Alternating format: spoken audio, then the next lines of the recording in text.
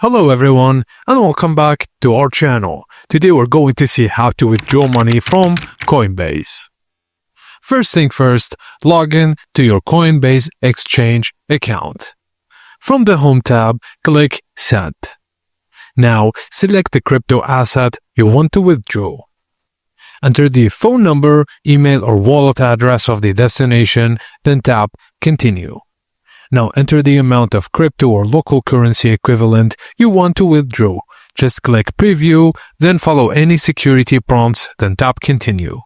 Confirm the amount, network fees, and estimated time, and optionally add a note for the recipient.